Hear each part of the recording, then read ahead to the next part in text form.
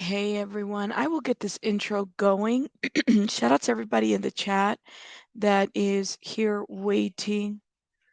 Hold up, y'all. Let me turn my device down and we're going to start this intro. Hopefully, everybody will get in here and the notifications will go out.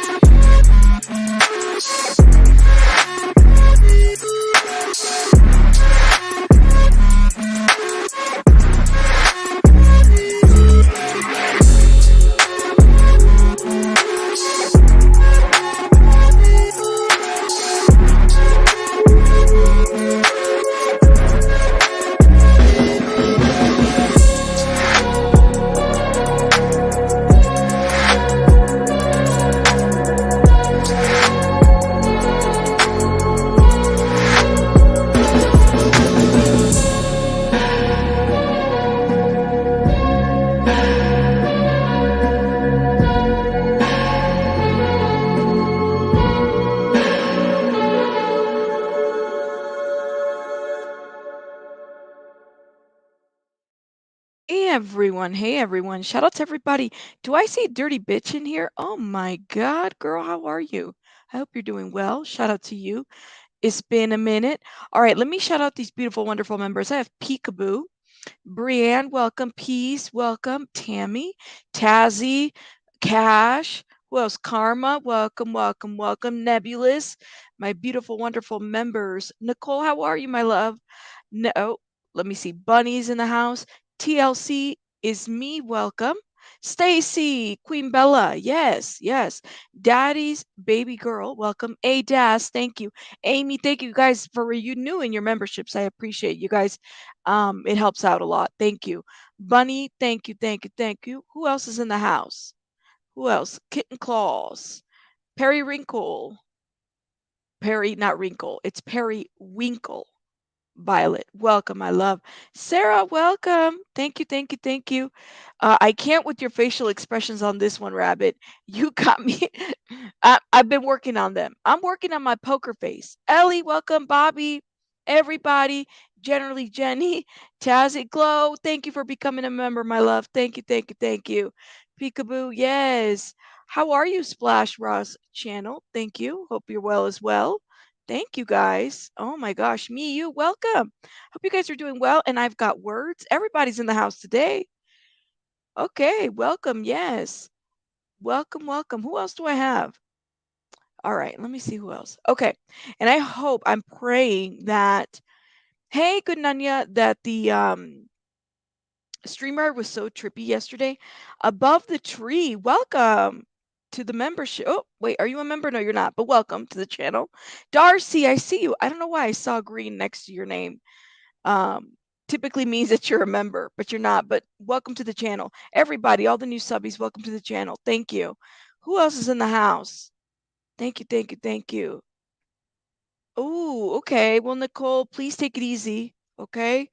I'm so sorry for your loss, and please feel free to log off and decompress. Hey, Kat, how are you? Everybody, come on in, come on in. Hey, Oki, thank you for coming in. Thank you, thank you, thank you. All right, we're gonna get right into it. We said that we would come back and we were gonna watch the press conference. Okay, we're gonna kind of give commentary to it. There's so many questions that I have still. Somebody, well, first of all, it was the Daily Mail who released this picture, and honestly, this kind of creeped me out a little bit. Hey, Darcy, welcome everybody. Let me show you guys what I'm talking about. Look at this picture. I'm a visual type of person, right? And I'm gonna try to get these banners. Let me see. It's the brand. Let me see if I can remove the brand for a minute. All right, there. I removed the little sticker that I have there on that corner. I want you guys to just this. I'm a visual type of person, right? So just how deep could the missing Titanic sub be? Like the Titanic is about what? People have said 13,000 feet. This specific visual says 12,500 feet.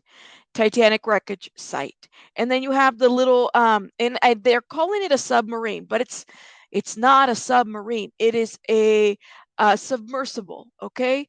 Um I was calling it a submarine until somebody corrected me in the chat, and you already know how I am. I correct myself. But this is like an idea. So this little tiny red dot right here is just right there. This is where the Titanic wreckage could be. Now, I don't know if that means that, like, giving you guys an idea of potentially if it went under, this is what it would look like. And then it gives you like the Eiffel Tower, the Grand Canyon, what is it? The Big Ben, all these other Empire State Building, all these other little important buildings and whatnot and sites. So you guys can kind of get an idea of where this submersible could be at. Yeah, yeah, isn't that crazy? Look at this. And then North Cal, my beautiful member, sent me this picture too to give us an idea of like this is what it looks like as far as if you were in there. Now, I actually went and got because I was, people are doing these visuals and stuff like that. I wanted to further understand like what some of us are thinking, this is what it looks like inside. We really don't know, right? But somebody, hold up, y'all. Let me see if I can share this with you guys.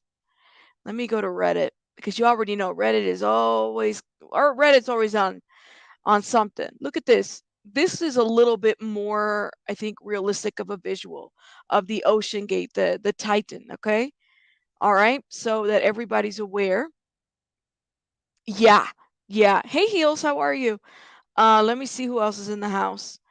Welcome, welcome. Yes, everybody. Thank you. We have submersible drones. The Titan is basically a manned underwater drone, but no GPS. Sound travels best, so sonar is the way to find them. Hope Garmin has been has given the equipment to help. I hope so too. And I saw your comments about Garmin earlier that they were. I hope that they're helping or assisting at this point. All of them are incompetent. Did the French team get there? Says Bob. I don't know, yo. I don't know. Hey, Chell, how are you? And Care Bear in the house. Welcome, welcome, all these beautiful people. The Fish Finder, Garmin, the Fish Finder people. Okay. I was like, I feel like I've heard of them before. Okay. So this kind of gives us an idea, right? Visually.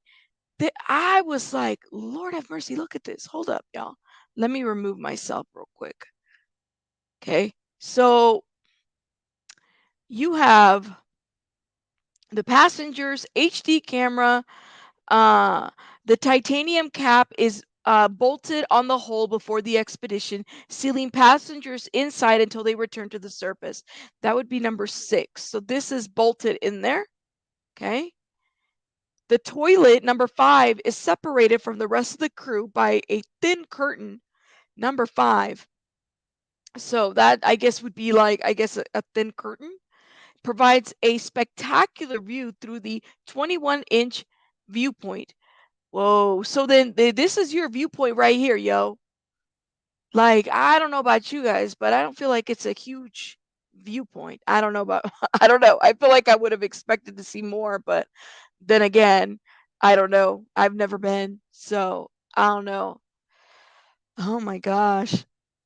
Right. D- Stacy, stop. Let me tell y'all something. Somebody asked me. Somebody messaged me. I'm not going to call you out. Somebody messaged me. I'm not go someone said, "Someone needs to call Adventures with Purpose." With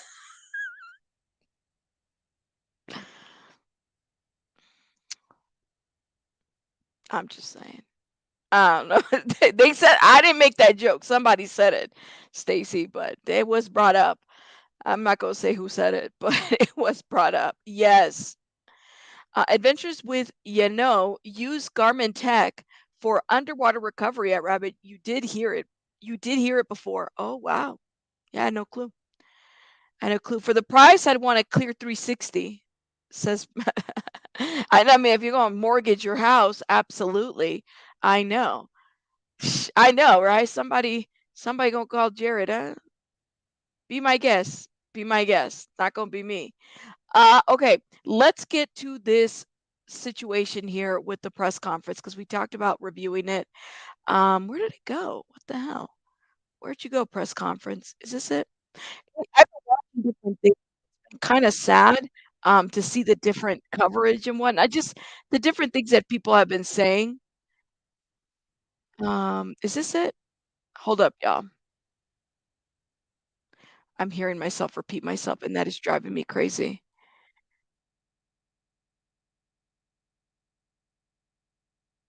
Because there's a tab open, and that is just infuriating. All right, let's get to this. We're on Twitter land. Shout out to the Twitter folks and everybody that follows me there. We're almost at 1,000 followers at Twitter, which is I'm a little surprised because I feel like I don't use Twitter a lot.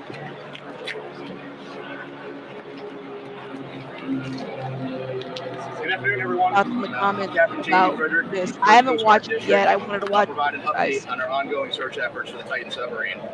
Behind me, or beside me, I should say, you'll see several subject matter experts from the Unified Command who introduce themselves momentarily. These individuals represent only a small fraction of the many dedicated professionals working around the clock on this complex response effort. We understand this is an extremely difficult time for the families of the missing crew members aboard the Titan, and our thoughts go out to them and the crew. The Unified Command team is working tirelessly to bring all available assets and expertise to bear as quickly as possible in response to this complex operation. We remain in close contact with the family members and the crew to ensure they are fully aware of our current and future search efforts. Additionally, we've been in close contact with the British and French consulates general to ensure that they are fully appraised of our efforts, and we are ensuring that their concerns are being addressed.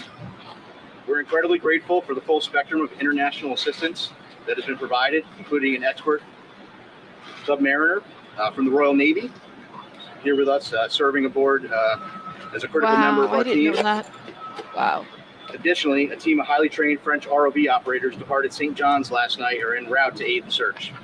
Moreover, our Canadian partners have been providing critical leadership and significant response capabilities since the beginning of our efforts. Again, this is an incredibly complex search operation requiring both surface and subsurface elements, and our unified approach is critical. The location of the search, 900 miles east of Cape Cod and 400 miles southeast of St. John's, makes it exceptionally difficult to mobilize large amounts of equipment quickly. In spite of those challenges, we've been able to provide continuous air and surface search assets, as well as additional ROV capability to search below the surface. We currently have 5 surface assets searching for the Titan. We expect 10 total surface assets to search in the next 24 to 48 hours. There are 2 ROVs actively searching, and several more are en route and will arrive by tomorrow morning. We've received incredible support with aviation assets from our Coast Guard Air Station in Elizabeth City. They're updating us on where they are with their efforts. Now, Linda asked a great question. What happened to the mothership? And I was like, you asked that, so I had to look it up. And I pulled an article from the Daily Mail that revealed crew member on Titan's mothership film moments of craft began its doomed descent to Titanic wreck in selfie footage. The 22-year-old photographer posted on TikTok, unaware of the horrors to come. I mean, it doesn't tell us where it's at. That is so Oh shit. Oh wow. Is okay, wait. Miss Jackson also filmed one of the sub passengers who had been dubbed Mr. Titanic for visiting the wreckage 37 times. The 77-year-old is seen sitting on the side of the inflatable boat before waving and smiling at the cameras. All right, let me look into this and then let me play this and then we'll look into what that article says, okay? The Air National Guard, and Canadian Armed Forces. Today there are two back-to-back P3 flights.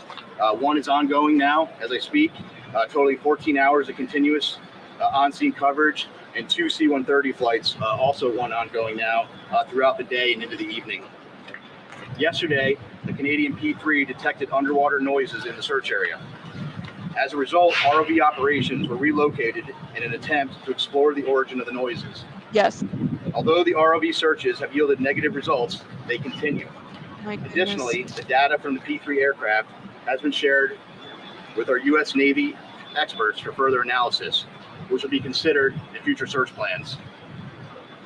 The surface search is now approximately 2 times the size of Connecticut, and the subsurface search is up to 2.5 miles deep, exponentially expanding the size of the search area. We also have to factor in the ever-changing weather conditions, currents, and sea states that expand the search area every hour. There's an enormous complexity associated with this case due to the location being so far offshore, and the coordination between multiple agencies and nations. Wow. We greatly appreciate the outpouring of support and offers to provide additional equipment. The Unified Command continues to prioritize assets and resources in order to provide the best capability in the most timely manner. This includes weighing multiple factors to identify the most effective resources available to the response operation. With careful consideration to timeliness of equipment arriving on scene, usefulness, and ability to deliver assets to the search area. Over the past 48 hours, we have, through incredible unity of effort, mobilized and implemented a tremendous amount of expertise and response capability. In addition to the ships and aircraft previously mentioned, we've dispatched 2 subject matter experts from U.S. Navy NAVSEA Subsalv, who will serve as search coordinators on scene for underwater search operations. So I've been stressing unity of effort a lot in this statement, and that's because it is absolutely critical to this complex operation. Again, our thoughts and prayers are with the crew of the Titan and their loved ones. We will continue to work as hard and as quickly as possible in an effort to locate them. I will take a few questions, but before I do that, I do want I'm going to have each of the members of the team here just introduce themselves, and then I'll go ahead and take some questions. Good afternoon. I'm Paul Hankins. I'm the director for salvage operations with the U.S. Navy Supervisor of Stockton. Hello, I'm Carl Hartsfield from the Woods Hole Oceanographic Institute. You know, and they haven't finished introducing themselves, but you would think that there would be a representative from OceanGate here at these press conferences as well to answer any questions. Like, I know that the CEO is in the the vessel, but at the same time, you would have to admit it. Now, I was watching Rabbit. I have to admit, I was shocked to see a PlayStation controlling the Titan. Reminds me, well, here's the deal. I was watching, shout out to Ikamel. I was watching this live earlier, and I think that they had looked into the fact that it wouldn't be out of the norm to have like gaming controllers controlling vessels or things like that, or air stuff or anything like that. So I'm not, I guess. Yeah, like they could use game controls for other things besides I'm just in my mind, I'm like, are you kidding me? I have an Xbox remote. I have several. I have a PS4. Yes, he's in there. He's in there with them. So that's why I'm like, we don't have I know. Shout out to Ikamel. We don't have a freaking like I'm looking to see, is there a representative that can step in for the CEO or somebody else, for that company. Like I'm curious. Good afternoon. I'm Lieutenant Commander Rich Cathoria. I'm an exchange officer currently serving on the staff of the Titan Submersible. Good afternoon, Lieutenant Commander Christy Butler, working closely with Captain Frederick from Yes, RTC Brittany, correct. Boston, Search and Rescue Mission Coordinator. Thank you. Captain, what more can you tell us about the noises that were heard? Can you give us any more detail? And just to follow up, from what you've gathered so far, based on those noises, should that give the families and the others who care for these people, should that give them some reason to hope? So a couple things. One, I think when you're in the middle of a search and rescue case, you always have hope. That's why we're doing what we do. With respect to the noises specifically, we don't know what they are, to be frank with you. The P3 detected noises. That's why they're up there. That's why they're doing what they're doing. That's why they put sonar buoys in the water. The good news is, what I can tell you is we're searching in the area where the noises were detected, and we'll continue to do so. And we hope that when we're able to get additional ROVs, which will be there in the morning, the intent will be to continue to search in those areas where the noises were detected, and if they're continuing to be detected, and then put additional ROVs down in the last known position where the search was originally taking place. Yeah, The noises. So, okay, so I guess it's a good thing that noises are being detected. I mean, if they can keep, if it's every 30 minutes that they're doing every 30-minute interval, so as long as they're preserving the oxygen and they're not exerting themselves. And thank you so much, Matt, who's been a member for 3 months, says people need to stop with the gaming controls. It's normal. And some of you guys have said that in the military, and this is, please know, for me, this is, like I've said yesterday, this is my ignorance. I am not well versed in this topic. And thank you, Chico and Peekaboo, for dropping the Ikamel's channel link. Thank you. Chico also gifted a membership. Thank you, my love. And Infamous True Teller was gifted. Thank you, Chico. Yeah, so we just, I guess we got to keep holding hope, okay? If there are still noises being made by them, I hope that but that they preserve as much as they can. Has anyone looked into the Lord? I mean, I've been a little bit scared, Darcy, because I had heard so many different things. You guys know that there was that 2018 lawsuit with OceanGate, right? So keep that in mind. We talked about that earlier today. Is still being detected, Captain. Regular 30-minute intervals as reported. I hadn't heard 30-minute intervals. So here's what I can tell you. So I am not a trained ear for underwater aquatics. That's why we have a team of experts that are analyzing that data. That data was sent immediately to the Navy last night, and it was analyzed overnight. They're still looking at it, but I can tell you that it's inconclusive. But again, I think the important piece is we're searching in the area where the noise were detected. Can you talk about the timeline? Can you talk about what timeline you're working on in conjunction with the teams that are there? A timeline of what we're spending. How much oxygen they have left on Okay. board? So, look, in terms of, so we talked about the oxygen number. I think you're all tracking the oxygen number. I think there's an important point with that, though. The oxygen, that's just one piece of data, right? There are a lot of pieces of data that we need to consider, and we're continuously looking at that, and we'll continuously do that throughout the search. But that's not the only thing that's work, right? Right now, our efforts are solely focused on the search. Yes, and that's their efforts right now. And thank you, you guys. CR is our marine biologist. It's a privately held company. CR was the one that was educating us here yesterday in the chat. Thank you. Hey, the Glare says, just got here from hitchhiking through the galaxy. Sup? Shout out to the Glare. Shout out. Let me see. Okay. There is, I feel like these press conferences are to keep the, yes, they kind of have to. They're not, look, somebody said in one of the bigger channels, one of the news channels, that typically when there's like, this is a crisis, right? This is a crisis. Hey, Mike M. And the reason why a lot of this, like they're kind of trying to keep the public, aware, but also avoid any, you know, more crises, right, that might happen, or other conspiracy theories. Just a couple weeks ago we were talking about aliens. Now this tragedy is happening. Like, I get it. We got to keep the public, at bay. That certainly is a dialogue that's happening. But we're focused Yes, on search. a rescue And this mission. is a recovery or a rescue? Oh, this is a search and rescue mission, 100%. We are Search and smack dab in rescue, the middle of search and not rescue, recovery. and we'll continue to put every available asset that we have in an effort to find the Titan and the crew members. How down are those ROVs, and can you confirm that some sort of rectangular object has been spotted? There was some sort of report about that in the night. So, well, a couple things. So the ROVs, each ROV brings different capability. The ROVs that are diving today, what's the depth limit? 4,000 meters. And some additional ROVs that'll be arriving tomorrow have additional depth capability. With respect to an object, so yesterday one of the aircraft did see an object. I will tell you this: in search and rescue missions, when aircraft are flying continuously, there is stuff out in the ocean that's floating. We went back, we looked at it. It wasn't. We didn't determine it to be debris. We don't think it correlates with the case, and it is not uncommon at all during an active search to see things, and then we go and look at them. So, Captain, just part from BBC News. When were these noises first heard? How long did they persist for? And if I could also ask, do you have any information in terms of food and water that the men might have on board the Sun?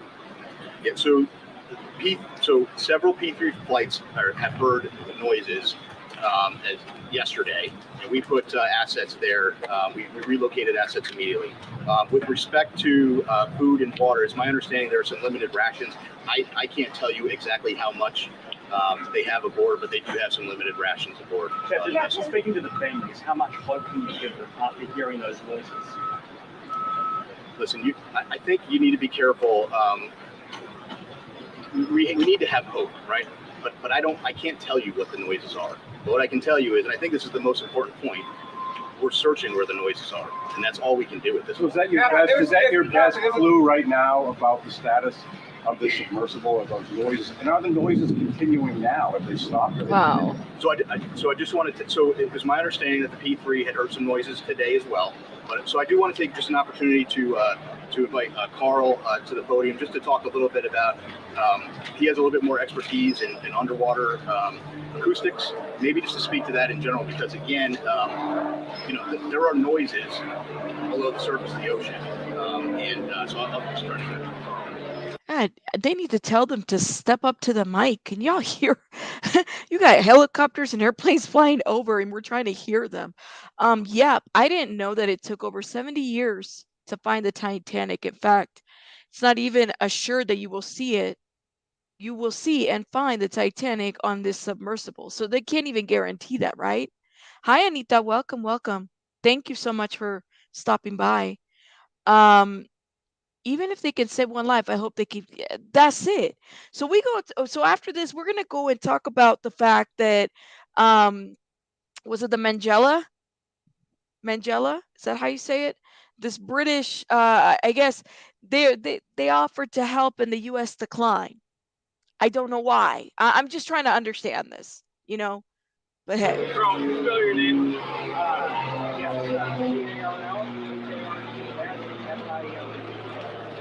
Carl Hartsfield from the Woods Hole Oceanographic Institution. So the ocean is a very complex place. Obviously, human sounds, nature sounds, and it's very difficult to discern what the source of those noises are at times. But I can tell you that this team has multiple sensors. They're in the area. They're sending data back expeditiously to the best in the world people to analyze that data, and then they're feeding the results of that analysis back to the unified team, and they're making decisions. So Woods Hole is here in an advisory role, but by our expertise, what I see is a very tight operational loop that's making decisions based on data, and nothing is ruled out. Are the noises continuing? He said he heard the noises this morning. Are they still continuing on a regular basis now? There have been multiple reports of noises, and every one of those noises is being analyzed, tracked, looked for patterns, and reported. Can you describe what the noise sounds like that they're hearing? Well, the noise is, again, very complex in the ocean. You have to be an acoustic analysis, and you have to have context. They're trying to put all the pieces together. The noises have been described as banging noises, but again, they have to put the whole picture together in context, and they have to eliminate potential man-made sources other than the Titan. Is it possible that a ship Oh in my the ocean- gosh. Is it possible a ship in the ocean, or even some mammals out there, could mimic that kind of sound? So I can tell you from my experience with acoustics that there are sounds by biologics that sound man-made to the untrained ear, but I can assure you that the people listening to these tapes are trained. There are a lot of vessels in the area, and they each make noise, right? So all of that has to be eliminated, and it's analysis over time. Plus, as the captain said, the team is searching in the right area. So if you continue to do the analysis, look for different patterns, and search in the right area, you're doing the best you possibly can do with the best people on the case. Apparently, there was a deep ocean salvage system sent to Flyway that was sent there to location. Can you tell us if it's on site yet, and how it operates, and how long it would take for us to adapt to that take? Which This Flyway? what's the system you're talking about? It's called the Flyway Deep Ocean Salvage System. That's just the hydraulic. Yeah, so that's right. So that's a piece of equipment. It's a crane piece of equipment. There are a lot of pieces of equipment flowing in through St. John's right now. One thing I did want to mention, I think it's important. Some of the ROV capability that's arriving soon is really great, incredible capability. One thing I want to point out is that French team that's coming in to serve aboard with their equipment aboard a French ship. They bring some state-of-the-art equipment, and so once they get on, we're going to have more assets down to look, and we'll continue to put them where we think the best location is. Considering how many days pass, This is crazy. are you still optimistic that you're gonna find the girl? So, how many days? You just how many days? Or so? Considering how many days? Well, so we have to remain optimistic and hopeful when you're in a search and rescue case. So we're right in the middle of the search and rescue case. So I don't want to get into a discussion about when that would end with respect to this case. What I will tell you, though, I'm happy to explain to you kind of how that process would work. The Coast Guard prosecutes search and rescue cases on a daily basis, and sometimes we don't find what we're looking for, and you have to carefully consider all of the factors, and there are a lot of factors you consider. And then after you consider all of those factors, sometimes you're in a position where you have to make a tough decision. We're not there yet. Oh my goodness. But if we continue to search, potentially we could be at that point. But again, we're not there yet. And that's a discussion that we will have with the family long before I'm going to discuss that here publicly. What's the likelihood that they can survive beyond tomorrow morning when the oxygen is expected to come in? Yeah, so I can't put a number on the light. I'm not going to put a percent. I don't have a percentage number. What I would tell you is that is just one data point, and there are more data points than that we have to look at. So right now we continue to search. Thank you, Captain. If I could, who heard the noises, and how often did they hear the noises? Can you just give us any more specifics? Did they hear them this morning? Were they at 30-minute intervals? Just give us some more specifics about the noises. The report. So. And who described them as banging? Sorry, because the gentleman said banging. The noises were heard by a Canadian P3, and that was this morning and some yesterday. Oh, wow. I don't know specifically or that 30-minute intervals, but again, I really think the important point to that is we're in the air, we're searching there. We moved assets and we're searching there, and we'll continue to do so. And I don't know if you mentioned this yet, but is the vessel itself, what's the likelihood that it's actually still operable at this hour, the vessel itself? Yeah, whether it's operable or whether it's sitting on the ocean floor, whether it's in the sea column, whether it's on the surface, it's all speculation. And we're just not in the business of speculation. We're in the business of searching, and we're putting everything we can with the data we have to search for the vessel. And I think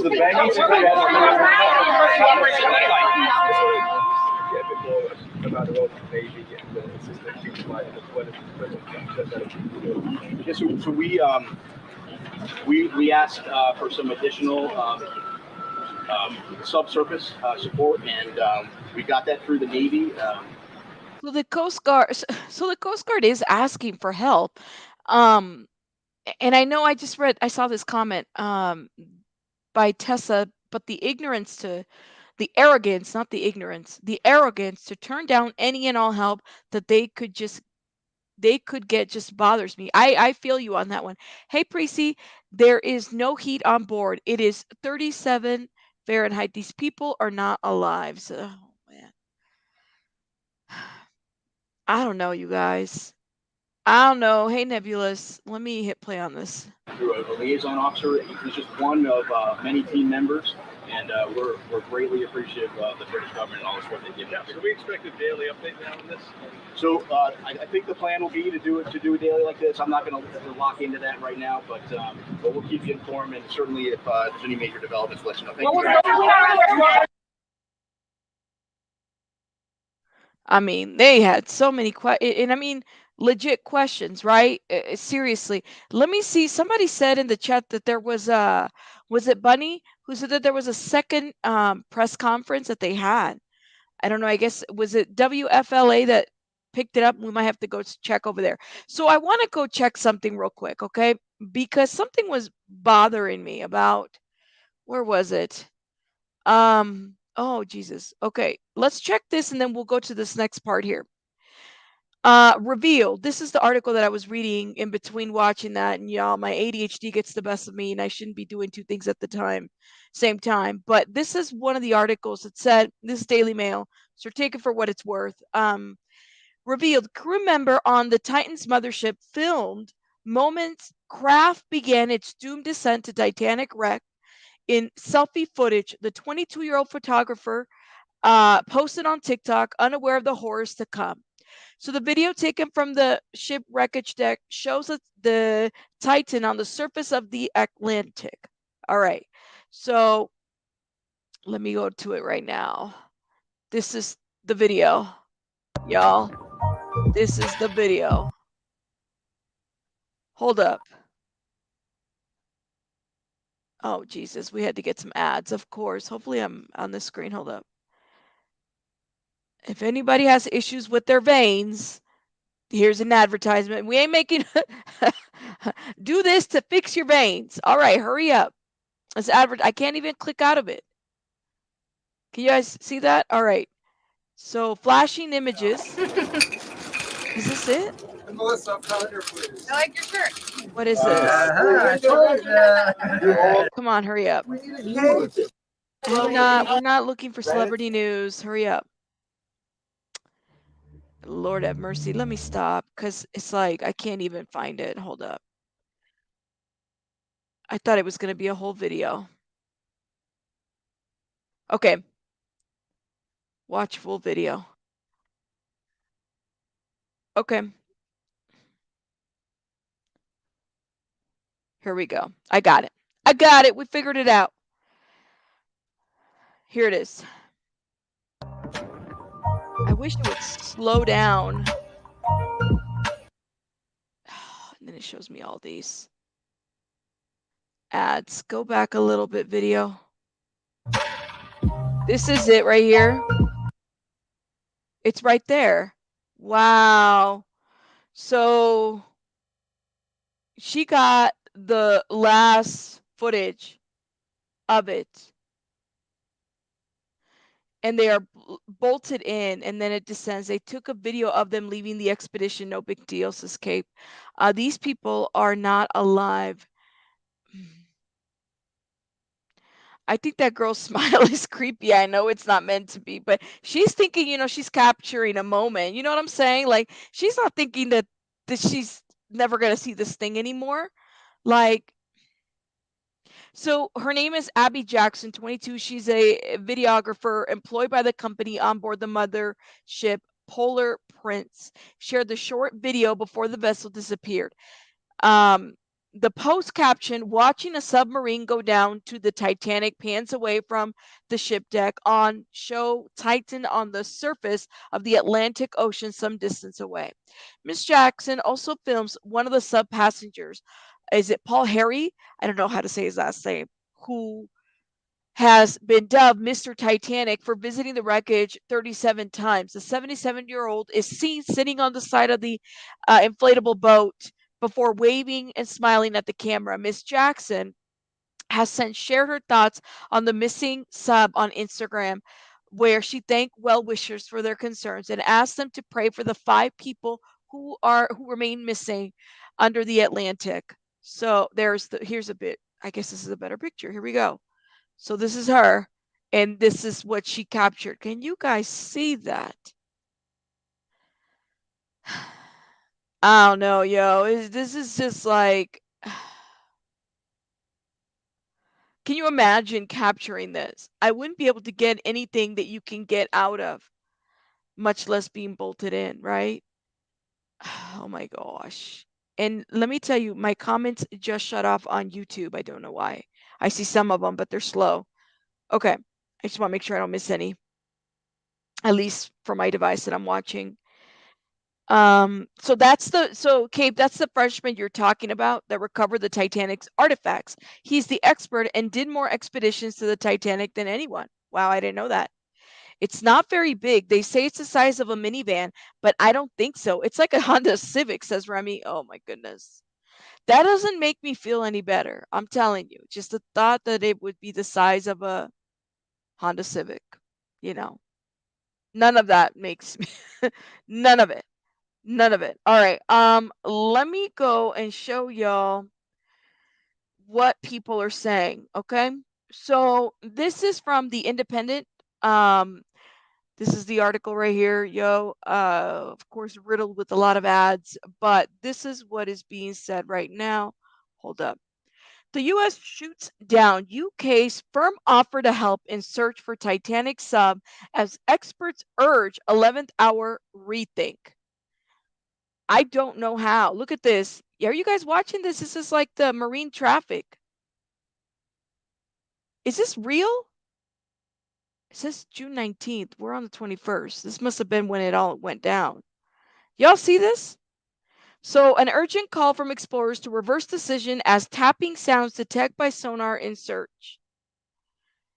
You look at how the North Atlantic, it just looks so like it's like, oh my God. Even this is making me claustrophobic and just feeling some type of way about how deep that is, and I don't know. So the US Coast Guard has rejected an offer to help from a UK firm which experts say may provide, oh my gosh, we don't need these ads. Your reason to run is Hold yours up, y'all. and only yours. I just need to mute those. So the U.S. Coast Guard has rejected an offer of help from UK firm, which experts say may provide the best hope of finding the missing Titanic submarine as the window of opportunity to rescue the 5 on board rapidly closes. British company Magellan Limited has had a deep sea submersible craft ready to support the rescue mission since early on Monday, with the ability to reach depths of 6,000. Wow. And prior experience of visiting the Titanic wreckage site. Well, since Monday? We're Wednesday, right? It's Wednesday today. This has been since Monday? I don't know. I'm just saying, you know? I know you've been wanting to start running, Rabbit. I don't know, man. These ads are picking me. It's like telling me, get up and run, Rabbit. Get up and run. That's crazy. Sam Cook says they would just be in the way too much. Really? I don't know. Yeah, I have a difference of opinion on this one, but maybe it's just me, Sam. I don't know. Okay, Cape says Magellan is not authorized to leave its zone to assist.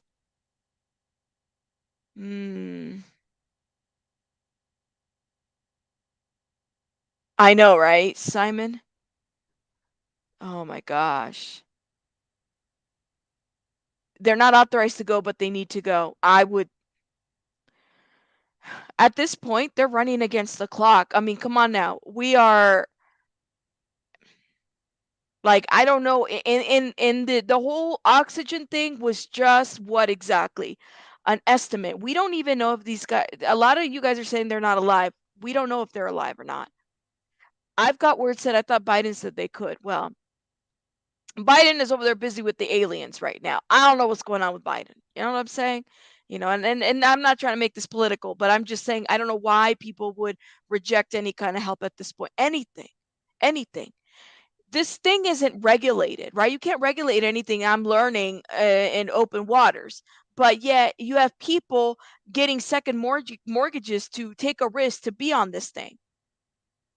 So yes, Tazzy, and people are risking their lives. The government has already lost 2 submersibles now in this rescue. So how do we know that some of the debris is from the Titan? There you go. So I mean, it's a lot. I get it. Rabbit, the Titanic farther down than and that's a good point. So I guess let me show you all that picture. Okay? For those, we were showing this visual earlier. All right, let me put this comment down. And thank you so much, Brandon, for bringing that up. See, here's a good little visual. If the Titanic is what, 12,000, 13,000 feet, there's this missing submarine at the end, you know, and it's not a submarine, it's a submersible. The difference, right? You guys corrected me that. And then you have the other ones. So maybe it can't go that far. Maybe it would be a lost cause. I don't know. I don't know. I don't know, y'all. But it's just crazy to me. These are well, it's 5 men, and then one of them is a 19-year-old. Okay, keep that in mind. Let me look at these pictures. I don't know if it's showing any, if you guys can see that. There you go. So this is what the Magellan looks like. Oh, okay. So it's like a submersible too. Oh my gosh. You send a visual on Discord. It's a video from Twitter. You may want to mute the music, but it's really good at showing the depth. Okay, I'll check it out, Bunny. Did you tag me? Because if you tag me, I'll be able to find it right away. I'll do that. I want to show something else too, but let me look at this. Look at this. Oh my gosh. This is only 6,000. Look at that. Some of the men, right? Let me show. We got to go over here, and I want to talk about this one. Really got to me right here. I was watching some of this earlier, and this is it P? Look, I can never say this guy's name. It's not Pierce. It's Pierre, but he has an S on his name. Is it Pierce or Pierce or Pierce? He did an interview with that one reporter that was covering the story. The pledge made clear that the experimental vessel has not been approved or certified by any regulatory body. Any failure could cause severe injury or death. I'm going to pull that. So they knew that, Bunny. but they wanted to do it anyway. They were prepared to plunge almost 4,000 meters into the dark and icy depths in a tin can the size of a car for a glimpse of one of the great historic legends, the Titanic. I wouldn't do it. I hate heights and I hate depths. But my God, I admire those who do this kind of thing. Last night, I interviewed Janique Mickelson, a close friend of billionaire explorer Hamish Harding, who's strapped on board. Hamish is larger than life. He loves exploration. He's been to space. He's been to the deepest point of the planet. He's been to the South Pole. And he's also mentored me a lot in my career as an explorer. And this is why I'm living close to the North Pole, to train to be a polar explorer and survive in the polar climate. It's hard not to admire someone who succeeded in life, made all his money, but chooses to spend his time at the frontiers of human existence, and of course spend his money in the process. But not everyone agrees. We live in spiteful times fueled by vicious social media. Some people seem to think that because the people on the sub are wealthy, then they're fair game just for mindless abuse, even though they may already be dead. Hamish Harding tweeted one of these people. One of the bleep billionaires on that stupid submarine is rich from running a private jet company, said this pathetic individual. He's literally cooking the planet alive, or meant to feel bad. His stupid head has been squashed by the righteous pressure of the ocean. Imagine tweeting that to the world, that that's your thought about people who are either trapped and may never escape, or are dead because they went to try to explore. I can't imagine being that disgusting. We used to glorify explorers. We used to revel in their adventure and celebrate them. And certainly we would mourn them if they failed in their risky challenges. But now people like to despise them and laugh at them when they're in their most utmost peril. And there were loads of comments like this on Twitter in the last couple of days. Maybe we can get rid of the world's billionaires by encouraging them to take pleasure trips on mini submarines to view the wreck of the last mini submarine crammed with billionaires, said Oh, this man. charming lady. Keep it going, she said, like the old lady who swallowed a fly until they're all gone. And a friend of this show, Oh, Ash my gosh. Sarkar, an otherwise intelligent political commentator, said this: if the super rich can spend £250,000 on vanity jaunts 2.4 miles beneath the ocean, then they're not being taxed enough.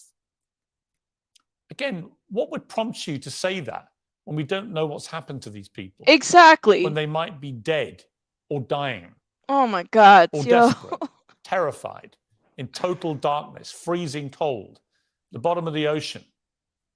Why would your mind turn to being envious of money they've made, or thinking this is about taxation? It's nothing to do with tax, and nothing to do with your pathetic jealousies. There's a frantic search now to rescue 5 innocent lives. Oh, Jesus. Now is not the time for puerile abuse on Twitter. Oh, I swear.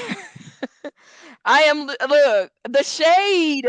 Tim B says, Basement Tim, B Tim, one of my faves, says, what do you think of the lawsuit from the Florida couple, Rabbit? You think like how I do that, maybe they rush with going into the market with the sub? Yeah, I mean, it was definitely a reckless move. I was reading the lawsuit. We were talking about the lawsuit earlier. And I'm sorry, to me, the CEO, between that little, like, I'm like wondering, there was it was a lawsuit with the employee. There was an employee who sued them too for safety reasons as well. So there's a lot of things that are coming about OceanGate, you know. But listen, at this point, I don't care that they're billionaires. Let me be real with you guys. All right. Do I have a humor about the situation in terms of like, yo, you guys would really spend this money, mortgage your house to get on this thing, this tin can, and leave your everything up to risk? Yes, I do have a sense of like I'm trying to understand in what world someone would make that decision. I'm human, right? But I don't think this is a time for any of us to go take it to Twitter and try to make fun of them or even talk about their riches. You die, you don't take any of that shit with you. Unless you can be rich and either have whatever you believe in, because some of you guys don't believe in heaven or hell. Can you be rich in either places? You don't take that shit with you, right? So it's like, what does it even matter? Why am I counting somebody's dollars that A, they don't belong to me, and B, it doesn't come into question. Okay, so we got to rescue them. Let's focus and put that energy there and figure out what to do with our hate for the fact that they have more money than we do. That's reality. That's life. Someone's always going to have something more than what you have, right? Just saying. Just saying. And what you prioritize financially is going to be different than what everybody else prioritizes, right? So I'm not going to pay attention to how much a billionaire has or what dollars or whatever. I'm not. I'm going to pay attention to the fact that you have 5 people out there that there's a rescue that needs to happen. Okay. And hopefully we can figure something out and bring them home. Or pathetic student politics. If these keyboard warriors had the reins, we'd never discover most of the world we live in or make it to space or to the depths of the ocean. We'd still be using leeches to cure the plague. Adventurers are the people who strive to go bigger, harder, faster, and stronger than the rest of us. They take risks we wouldn't want to do. all the time. Tonight, with just hours of oxygen remaining on board that tiny vessel, I just want to say, and I hope most right-minded people would agree with me, that I hope these 5 adventurers somehow survive to tell their stories and then plan their next adventure. Yeah, me too. Because they are the type of people that really makes this world go round. Well, joining me is oceanographer Dr. David Gallo, a close personal friend of one of the men on board, All right. Paul Henri I Naguele, gotta scoot and over. my friend Hagen, who's taken Hold the up, trip to y'all. visit the Titanic wreckage twice, There including was with Paul Henri, an and interview sub-owner that was Stockton had that was Rush, very interesting. and by submersible expert William Conan, who says he warned Stockton Rush that the Titan sub Give me could one be sec, y'all. catastrophically unsuitable. Well, welcome to all of you. Let me start with you, Dr. Gallo, if I may. We've talked before when I was at CNN about different kinds of situations like this, but it seems a particular crisis where you have this tiny submersible that's gone down to this historic site of the Titanic, and we don't know what's happened. Today, there was this glimmer of hope. I don't know where it's at. Thank you, a Peekaboo, sound for that was gifting. resonating every 30 minutes, maybe an SOS signal. Let me start with that. One what did second, you make y'all. of Let me that? see if I can find it. Should we read too much into it? What else could that noise be? Yeah, thanks, Pierce. Well, yesterday was a gloomy day for me because I saw the end coming. The end was near. And I had been paying attention to this notion that there was an explosion heard by a seismic device about the same time the sub was last heard from. But then last night we had this news about this rapping sound, banging sounds. And at first I thought, well, here's another rumor. Let me see who the source is. And it's a really credible source. And it happened multiple times and reported by multiple different platforms, aircrafts. So it's really boosted my... I found it, y'all. This is what I wanted to play, and I thought this was so... This right here got me, like, into tears. I'm not gonna lie to you. Like, it just really got to me. Was it this one? I hope it's this one. It's 12,500 feet beneath the surface of the Atlantic. At that depth, no light from the sun reaches the ocean floor. It's pitch black. Temperatures are near freezing, around 0 to 3 degrees Celsius. Water pressure is 380 times greater than on land. That's the equivalent of being trapped under a 100-story tower made of lead. And to illustrate just how deep it is, 12,500 feet is about 9 Empire State Buildings stacked on top of each other. That's crazy. Well, joining me now are explorer and friend of British businessman Hamish Harding, Yannick Mikkelsen, retired US Navy submarine captain David Markey, and Dr. Michael Yean, who's a journalist who became the first TV correspondent in history to report from the wreck of the Titanic. Well, welcome to all of you.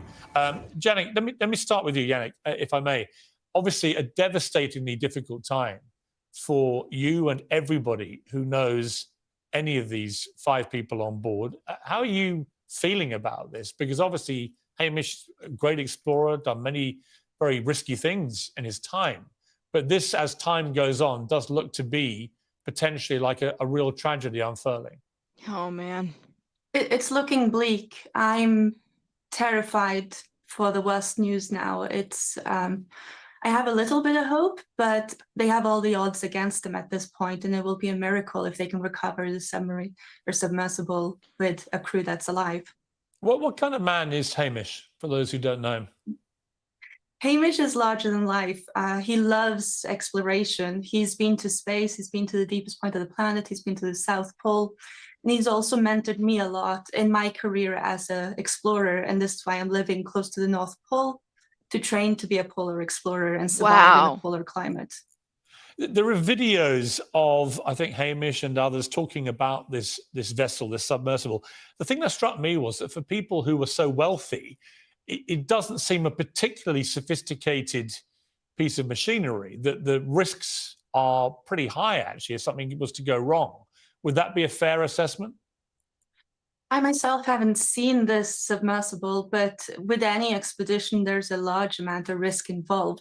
If you want to be the first person to do something today on planet Earth or in space, you have to accept risk, because if it was easy, it wouldn't have been done.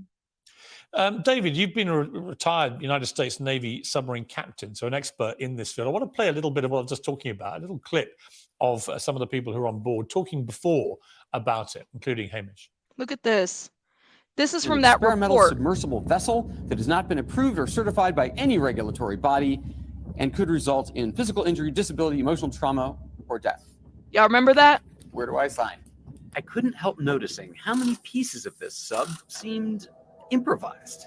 We can use these off-the-shelf components. I got these from Camper World. We run the whole thing with this game controller.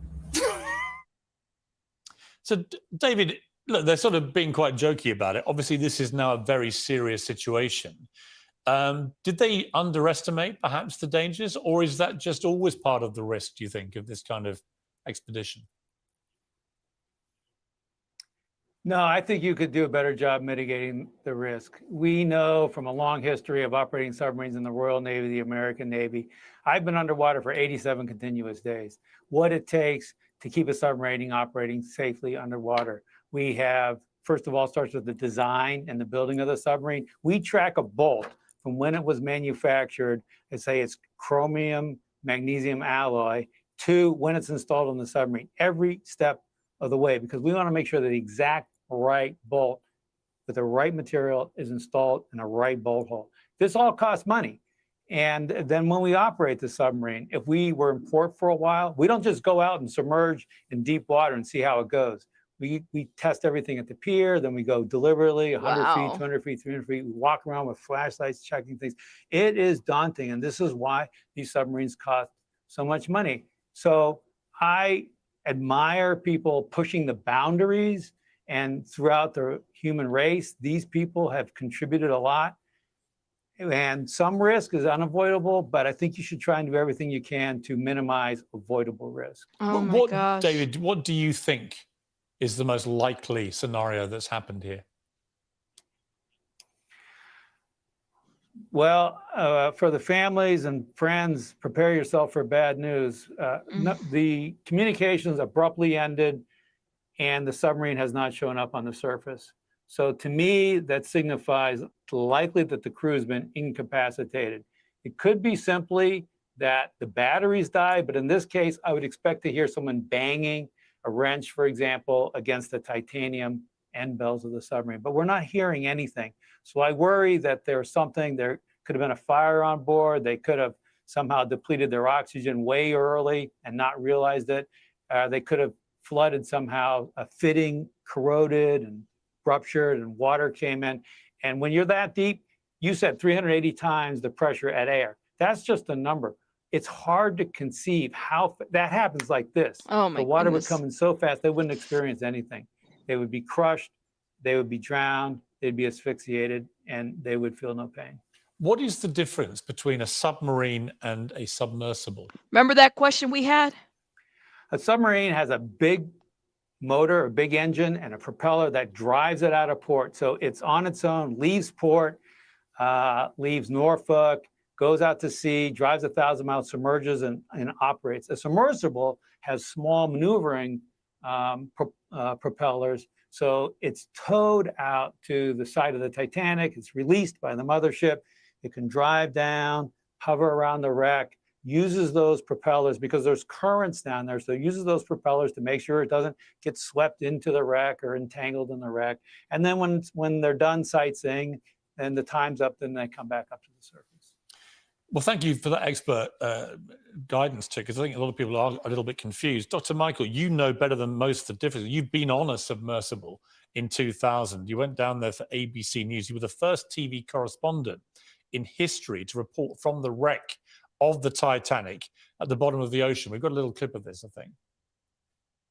As we approach the stern of the ship, we're suddenly caught up in a strong underwater current that pushes us towards one of the gigantic 21-ton propellers. Oh my God, gosh. look at the size of these things. Oh my gosh. So are we stuck or what? As this graphic shows, we appear to be somehow wedged beneath the wreck of the stern. A scary moment for you. Does this bring back pretty awful memories of what happened to you and what could have happened? Yeah. I'm feeling pretty sick right now. And agree with the lieutenant. The two things that come out at me right now is the loss of communications, because even when we were stuck down there, our pilot, who was a former Russian MiG pilot, was piloting our 3-man sub, much smaller than the one that's currently in this situation. And he was able to communicate with the surface ship, the research vessel, the academic Kelvish, on the surface. I couldn't understand what they were saying. It was all in Russian, but nevertheless. And then the second thing that stands out to me, Pierce, is, as the lieutenant pointed out, if it had just been a failure of communications, then that pilot would have brought that thing up to the surface immediately. So, I mean, we can speculate endlessly. I hate doing it because lives are at stake. I'm really sorry. I I can see. what that feels like. It's, Yeah, it's I an can. awful feeling to be stuck under there and be utterly hopeless. It's not easy to get out of there. I can see the emotion there in you. That this is obviously, and indeed also for you, Yannick, because Dr. Michael, I guess you must have had a moment when you were in a similar situation where you thought you may not get out of it, right? Yeah, more than a moment, the better part of an hour. And being a scientist, of course, I'm a professional problem solver. So my first instinct was, number one, to hope nobody in the cabin would panic, because we had been told by the captain of our ship before we went down that he told us a true story of a gentleman who was found himself in that situation, and in his panic went for the escape hatch to open it up. It's right above your head. And of course, that was the end of it, because as the lieutenant said, the pressures down there are enormous. I filed a story for 2020 and then Good Morning America. And just to illustrate how powerful the pressure is down there, we took some styrofoam cups, and the cup came back about that small, and all the air had been squeezed out of it from the Oh pressure down my there. That brings goodness, it home. yo. It's a very hostile environment, very cold, very high pressure. Yes, for the better part of an hour, I kept thinking, well, how could we get out of this? There was another Russian sub in the vicinity, and I thought perhaps it could tow us out, but of course, it's not feasible. It's not AAA, comes tow you out of the mud. And I just ran through the checklist of things in my mind, and I finally came to that moment, that brick wall, that utter sense of hopelessness. And the words that came into my mind were, this is how it's going to end for you. And you have to understand, I've been to the North Pole, the South Pole. I've covered the Persian Gulf War for 14 years, ABC News. I've been all over the world. I've been in harm's way everywhere. But those words came into my mind, and I'll never forget them. This is how it's going to end for you. And I thought of my wife, Laurel, thought I'd never see her again. Just by the grace of God, Victor and his skill managed to weasel our way out of that big propeller. And it's a big propeller. Our ship was very small. You have to understand. It's a huge propeller. Our ship is small in comparison. We just got trapped in the blades. Oh my But if God. it weren't for Victor's heroic efforts, I wouldn't be here today to tell you about this. But it's just terrible. This is crazy. Well, incredibly emotive description there from someone who really does know what they may. I mean, look, you had a miracle escape. We can only hope and pray that something may turn up here. We don't know, obviously, what's happened, and until we know for sure, there's hope. And they would still have enough oxygen left if indeed they're still alive. And we can only hope and pray that does happen. And Yannick, for you and for everyone who's a friend, a family member, our hearts go out to all of you, and we just hope and pray that there is a miraculous ending to this. But thank you all very much indeed for joining me. I appreciate it. Oh my goodness. Can you tell? And Desiree, thank you for becoming a member. Yeah, you could tell he was just choking up. Oh my goodness. Wow. I can't, yo. I'm just like, I know. I don't like, that's just crazy, you guys. Like,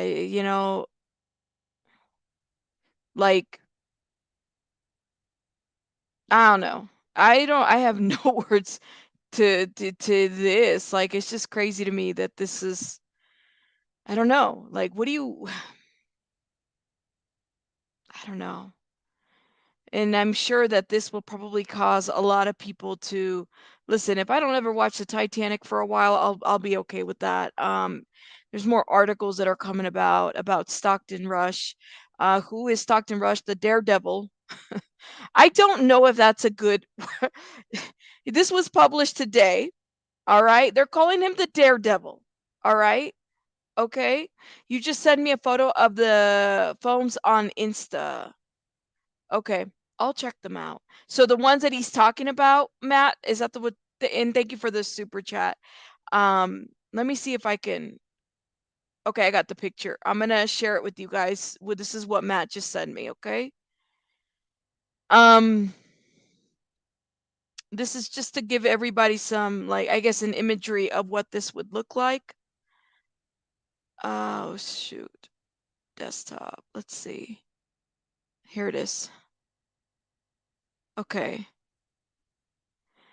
And it says, my granddad was chief engineer of the RV Atlantis when it discovered the Titanic. They dated styrofoam cups, send them down in the Alvin and Jason, shrinking them. This one has the dive info plus my name on it. So I guess that would then give you everybody a visual of kind of what you would see there, okay? So everybody's aware. This is crazy. Yeah, well, they're calling him the Daredevil. I don't know if that's inappropriate. I'm like, really? Really? Okay. So, Stockton Rush wanted to be able to go underwater beyond scuba diving and founded OceanGate in 2009. It wasn't that long ago. This wasn't like this hasn't been around that long, I would say. You know what I'm saying? Well, I guess you can call him a daredevil, but he went down there too and ain't make it back. It's hard to think about the fact that the 19-year-old kid's mom could possibly lose her son and husband in such a frightening way. I agree. It is a graveyard, sacred ground. It is not a place to be visited. That's why we left many plaques during authorized expeditions done by the Frenchmen. I think that that's a good point to make. It's like some of these places, aren't they? Yeah, right. Aren't they sacred? Like if you think about, I mean, it is a grave. It's an underwater grave site, right? Would you listen? To each his own. People have the money to do that. I guess that's what they do. I don't see that. Like it's. I don't understand what we're trying to capture from a place where a lot of people died. You know, people need to be a little bit more kind. Yeah, I agree, Pugs. Like, thank you. Isn't Mount Everest a gravesite too? There's a lot of people that have died up in that mountain. They don't even make it. I remember when I was in the 5th grade, I had to write a report on Mount Everest, and I was pretty traumatized because I was like very excited about wanting to go to Mount Everest. And once I did the research, I said, I don't want to go to Mount Everest. I'm good. I'll stay right over here. Right over here. I'm just saying.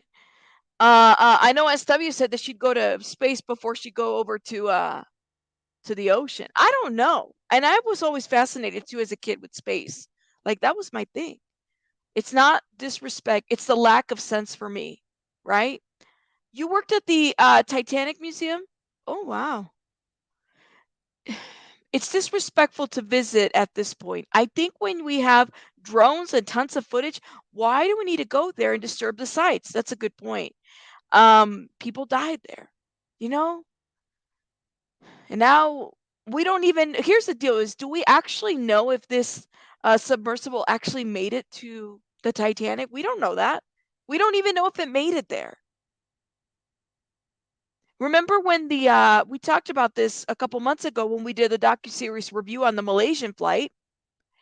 The Malaysian flight, they say, is down there. I haven't seen it. Nobody's collected anything. I mean, and that was a huge plane that disappeared.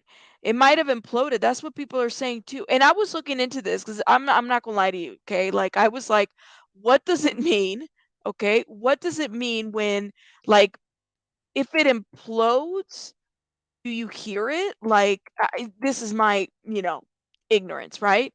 Let me type it up because I wrote it somewhere. I said if an implosion occurs,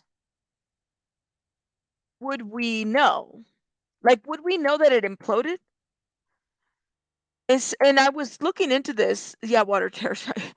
Yeah, I know. I know. Children died in the Titanic. Yes, they did. I would rather see a replica of the wreckage. I agree. Don't know if I'd go down the deep dark ocean. Um just to see what happens in person. Let me tell you something. I see that like I was raised, you respect the ocean. Almost like it's, just you respect trees, you respect plants and flowers and animals. You respect the ocean. You respect the aquatic life, right? Thank you, Big Wheels, for becoming a member, my love. Thank you. You have to respect an ecosystem. And you're absolutely right. There's an ecosystem that's living there.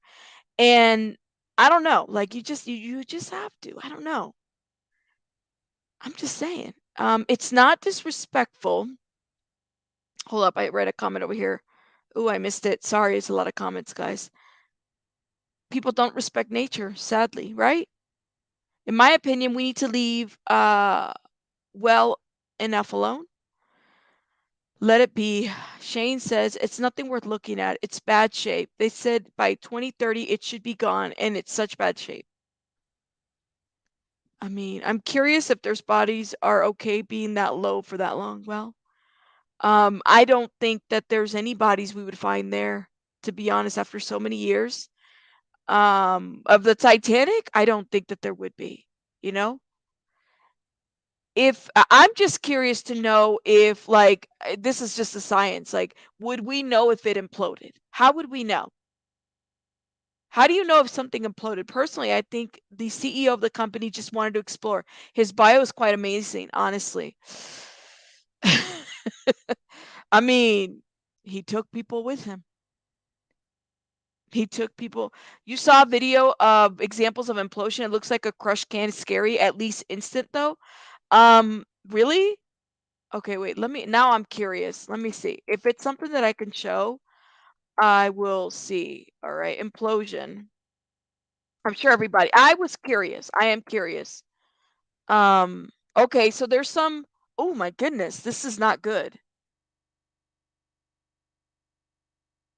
Oh Jesus. So I'll show you guys, because TikTok is doing what they're doing. Um, implosion example. This is outside. Uh,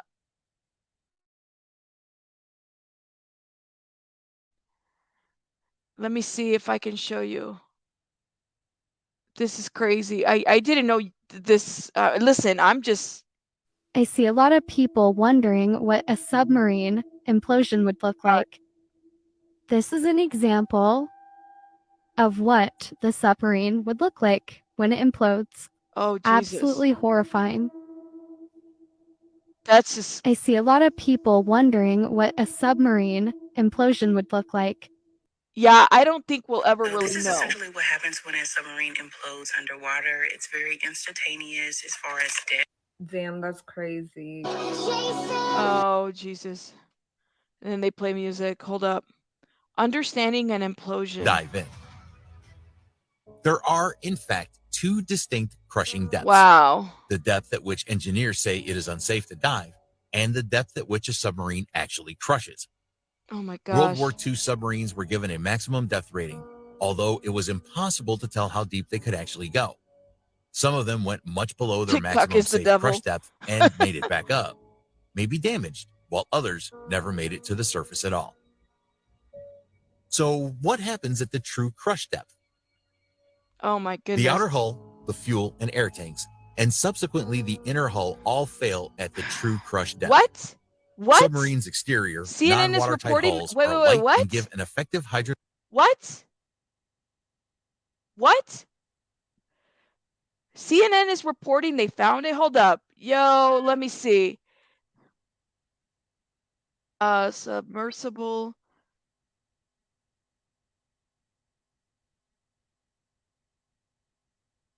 That's not what I'm hearing.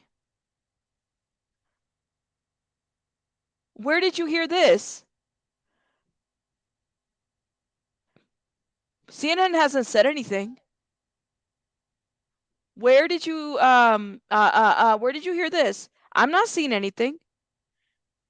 Are you serious? Please don't troll. Please don't troll.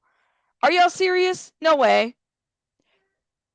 On a TikTok, see TikTok. Okay, so it's not CNN then. It's TikTok. Yeah, please don't do that. If CNN is not TikTok, those are two different things. Please. I'm not seeing anything that was found or anything. Okay, let's not do that. Sub.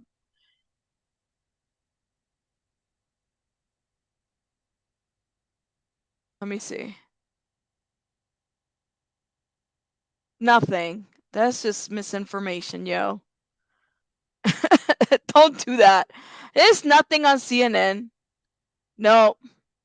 I'm sorry. And I will apologize if it was found. I'm just saying. CNN, I'm on CNN's website too, and I don't see anything. Let me check, all right? See, breaking news. Nothing. Nothing. No, I'm on their website. Look, y'all. Nothing. Yeah, please. Yes, that's yeah, there's nothing. There's nothing. Don't feed them. I know. Yo. It's nothing. Yeah, it would be beyond breaking news. It would literally be everywhere. Yo, are you kidding me? I would be doing a happy dance if I heard they found them and they're able to get those people out of there and everything's fine. It's not on there. Okay, thank you. Thank you, everybody. Everybody's like, CNN is fake news. Someone, I don't think so. Anyways, thank you for taking the attention off and then getting it somewhere else. See, people be playing too much. Well, that's fake news. I'm sorry, y'all. You already know, Stacy. This would be like the thing on Twitter right now. I'm on Twitter and I don't see anything. Hold up. I don't see nothing. Hold up. No, Mel, I think is live right now too, and he hasn't said anything. Trust me, this would be on everybody's radar right now if it was found. Okay? I'm just saying. Oh, I see. Brienne says CNN was talking about a sub that was lost and found a few decades ago. Gotcha. Maybe she misunderstood. It's not. And now everybody's checking Google to see if it's true. No, it's nothing. It's nothing. Well, it's not true. That's somebody, Brienne. Thank you so much for clarifying. Said that CNN was talking about a sub that was lost and found a few decades ago. That's what was said. Okay, thank you. Yo, I'm telling you, I got it all over. I'm not seeing anything. It's false. Thank you. No. All right. Oh my God. Well, okay. Okay. Thank you, Desiree. CNN is only covering an old rescue. And JLR is not talking about it. Yes, no worries. I'm just like, you made me jump out of my seat here, my love. I'm like, you're fine. You know, things happen. I'm just saying. Okay. I'm gonna head out. Of course, I'm gonna be paying attention to. I got my Discord. Shout out to the new members. Thank you so much for the super chats and super stickers, and to all the new members that have become members. I have to head out because I gotta go tend to a baby bunny over there, and she's over here bugging. So I gotta go tend to her. I'm gonna keep my eye out there and then come back. We got some other stuff to talk about as far as true crime goes. This is trending news, so we got to talk about trending news. Absolutely. Thank you so much, guys. Keep these people in your thoughts and prayers, okay? At the end of the day, just keep them in your prayers, all right? Okay, mama. All right, you guys have a great one. Rabbits out. I got to find my exit door. Bye, guys.